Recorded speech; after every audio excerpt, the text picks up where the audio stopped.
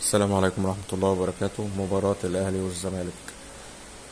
في البداية الشوط الأول الأهلي كان سيء كالعادة، نفس الكلام، نفس كل ماتش الأهلي ما بيجيش الشوط الأول، مع إن المفروض العكس. يعني احنا دايما متعودين إن الأهلي بيبقى نازل متحمس ونازل عايز يكسب وعايز يجيب أجوان وبعد كده يلعب بأريحية يعني باقي الماتش، يعني أو الشوط الأول الشوط التاني تحديدا. لكن اللي حصل عكس السير أو عكس التوقعات.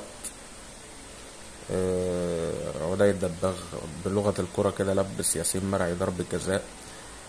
مش عايز احمله قوي برضو ضربة الجزاء ان هو الغلط منه، ولكن برضو دي ممكن تكون قلة خبرة او ثقة او تباطؤ. ضربة الجزاء شاطها عبد الله السعيد، محمد الشناوي صدها، بعدين لقينا الحكم بيعيدها تاني. طب بتعيدها ليه؟ قالك عشان ياسر ابراهيم والضربة بتتشاط كان دخل منطقة الجزاء. طب يعني ده كلام ينفع يعني يا ياسر يا ابراهيم يا لعيب يا خبرة ان حاجة زي دي او كرة زي دي تيجي منك انت، يعني تعدي عليك كده؟ وطبعا اتعادت، حسام عبد المجيد دخل شاطها جون. الاهلي بقى يعني بعد كده تحس ان هو بدأ يدخل يعني يدخل اجواء الماتش، يعني بدأ يهاجم، بدأ ان هو يبقى فيه استحواذ هجومي، ضغط هجومي. الى ان جه الشوط التاني طبعا الاهلي تحس ان فرقه غير الفرقه، فعاليه هجوميه، محاولات، في حاجات بتضيع، كور بتضيع. حسين الشحات نجم الماتش بلا منازع.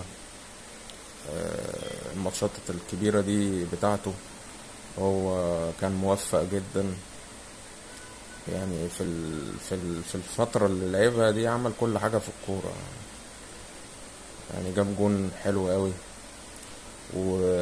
وصنع يعني تحس ان هو نازل عايز يعمل حاجة، عايز يعمل حاجة للفرقة ولزمايله وكذا.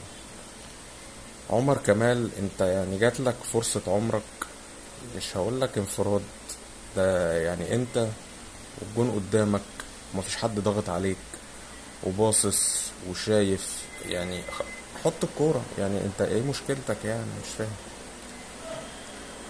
ف الواحد كان خايف بجد يعني، والاهلي لسه برضو مستواه يخوف، مش افضل حاجة. والزمالك يعني لولا ان الزمالك تراجع كان ممكن ان هو يكسب على فكرة.